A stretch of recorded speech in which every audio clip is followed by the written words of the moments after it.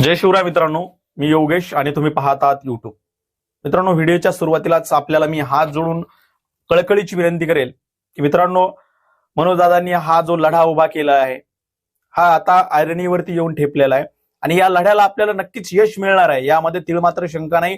आपल्याला 100% आरक्षण मिळणार आहे. माननीय मुख्यमंत्री देखील यामध्ये नक्कीच सकारात्मक आपली भूमिका लवकरच घेतील.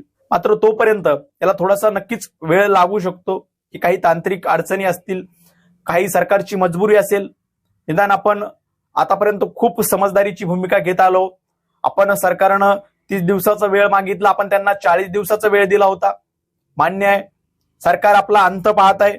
मित्रांनो, नक्कीच चांगल्या गोष्टीला आतापर्यंत खूप जगाच्या इतिहासामध्ये त्रास झालेला आहे. जया अंगी मोठेपण तया यातना कठीण हे आपल्या संतांनी देखील सांगून ठेवलेलं आहे. मित्रांनो, सरकार आपल्याला आरक्षण देणार आहे आणि आरक्षण दिलं नाही तरी आपण त्यांच्या छाताडावर बसून आरक्षण घेणार आहोत, यामध्ये कुठलाही वाद नाही. मित्रांनो, पण तत्पूर्वी जोपर्यंत हा निर्णय होत नाही तोपर्यंत मी आपल्या सर्व मराठा बांधवांना, तमाम मराठा बांधवांना पुन्हा एकदा हात जोडून कळकळीची विनंती करेल की मित्रांनो, आज आपल्याला भावनिक होऊन चालणार नाही. आपला संयम, आपला तोल जाऊन देऊन चालणार नाहीये. मित्रांनो, आज आपल्याला हा लढा आदरणीय मनोजदादांच्या मार्गदर्शनानुसार, मनोजदादा ज्याप्रमाणे सूचना देतील त्या सूचनांचं तंतोतंत पालन करून अतिशय शांततेने आणि संयमाने आपल्याला हा लढा चालू ठेवावा लागणार आहे आणि पुढे जावं लागणार आहे. मित्रांनो, त्यामुळे कुणीही भावनिक होऊन टोकाचं पाऊल उचलू नका, आत्महत्या करू नका, आपल्या प्राणाचं बलिदान देऊ नका. मित्रांनो, आज तुमच्या प्राणाची नाही तर तुमच्या वेळेची आणि त्यागाची या ठिकाणी गरज आहे. मित्रांनो, आज तुम्ही जर आत्महत्या केली तर आपले आई वडील, आपलं संपूर्ण कुटुंब नुसतं भावनिकच नाही तर त्यांचं आर्थिकदृष्ट्या, सामाजिकदृष्ट्या, मानसिकदृष्ट्या जे खच्चीकरण होतं ते मित्रांनो कुठलाही समाज, कोणतीही गोष्ट त्याला भरून आणू शकत नाही. हे आपण आज समजून घेणं गरजेचं आहे. त्याचबरोबर मित्रांनो, आरक्षण तर मिळणारच आहे, पण आरक्षण मिळालं म्हणजे सर्व काही उद्या लगेचच आपल्या जीवनामध्ये सफळ संपन्न होईल आणि सर्व काही सगळीकडे भरभराट येईल हेही नाहीये.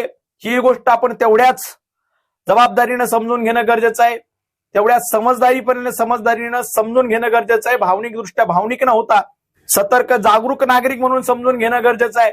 आरक्षण हे आपल्या हक्काचं आहे आणि आपण आपल्या हक्काचं मागतोय आणि आपला हक्क मागणे हा आपला अधिकार आहे.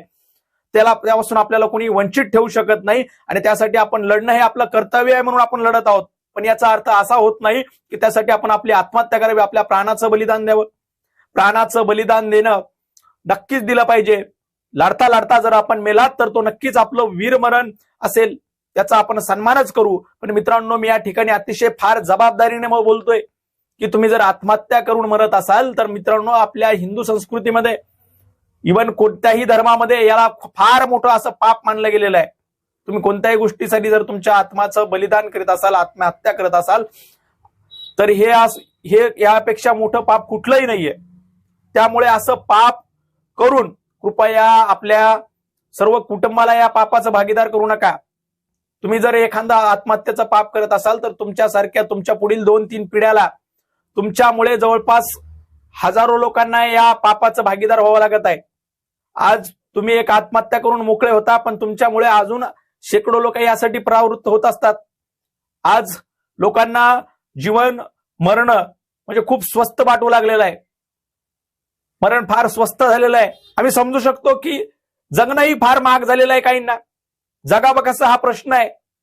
त्यामुळे मित्रांनो, आरक्षण कुठेतरी आज लोकांना वाटतंय की आपल्याला आरक्षण मिळालं तर मला कुठेतरी फायदा होईल, माझ्या मुलाला त्याचा फायदा होईल, माझा मुलगा कुठेतरी शिकेल, मोठा होईल आणि मला जे भोगावं लागलं ते माझ्या मुलाला भोगावं लागू नये.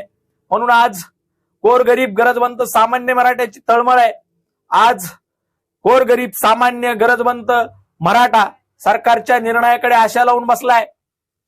मनोजदादाच्या पाठीमागे आज खंबीरपणे उभा आहे आणि आज खऱ्या अर्थाने आपली परीक्षा आहे. मित्रांनो, आतापर्यंतचा इतिहास आहे, कुठलीही क्रांती, कुठलीही गोष्ट सहजासहजी मिळालेली नाहीये.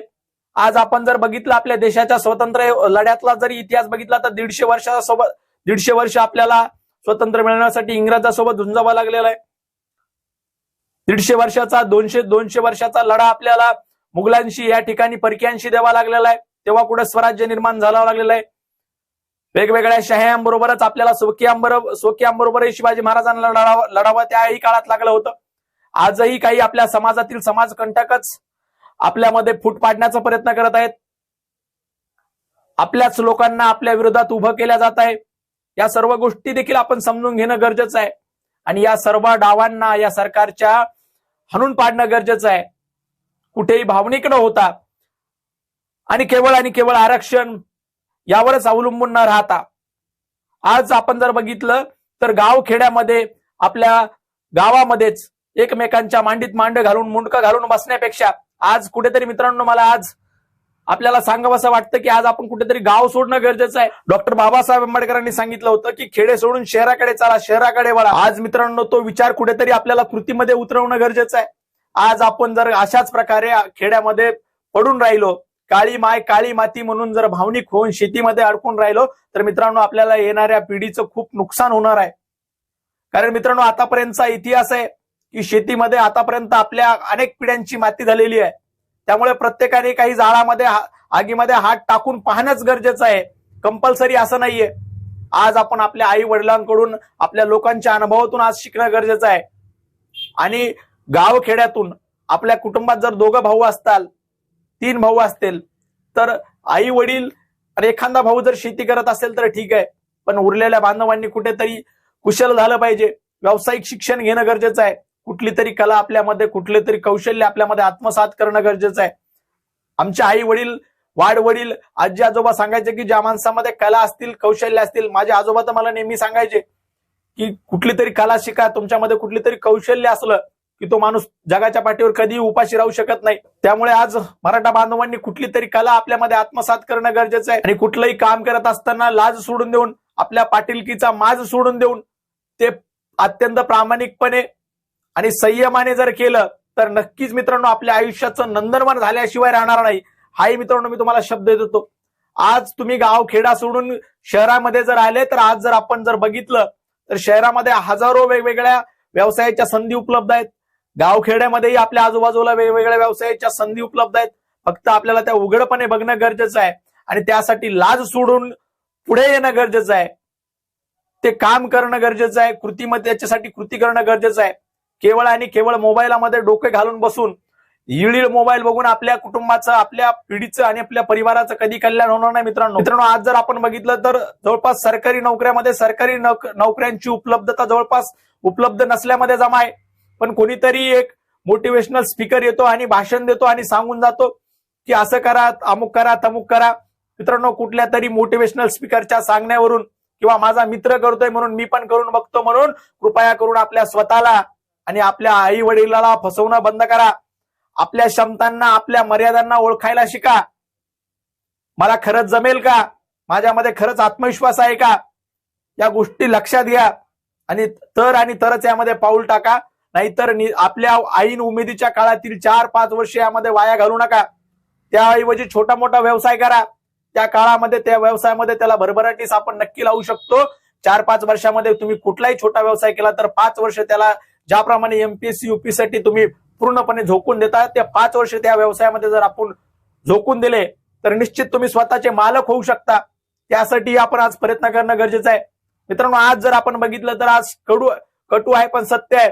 आज जर आपण बघितलं तर गावखेड्यामध्ये, प्रत्येक गावखेड्यामध्ये आपण बघितलं तर पूर्वी एक गाव एक गणपती असायचा, एक गाव एक शिवजयंती असायची, एक गाव एक भीम जयंती असायची आणि एक गाव एक सप्ताह असायचा. आणि कुठेतरी गावामध्ये एकच मंदिर असायचं. तेव्हा त्या मंदिरावरती सर्व गाव कुठला कार्यक्रम असला की गोळा व्हायचा.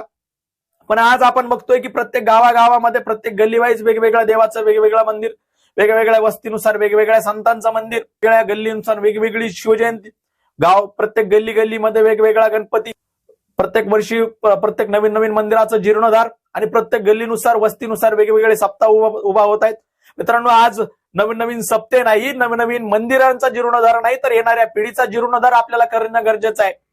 आपल्या गावामध्ये होणाऱ्या धार्मिक आणि सांस्कृतिक कार्यक्रमावरील खर्च कुठेतरी मर्यादित मध्ये आणणं गरजेचं आहे. तो खर्च आपल्याला कसा आपल्या गावातील गोरगरीब विद्यार्थ्यांच्या शिक्षणाकडे, आपल्या गावातील शाळेचा दर्जा, आपल्या गावातील लोकांच्या आरोग्याचा दर्जा कसा उंचावेल, यासाठी कसा वळवता येईल, यासाठी प्रयत्न करणं गरजेचं आहे. गावातील 4-2 कार्यकर्त्यांनी, तरुण मुलांनी पुढे येऊन यासाठी फंड उभा करणं गरजेचं आहे.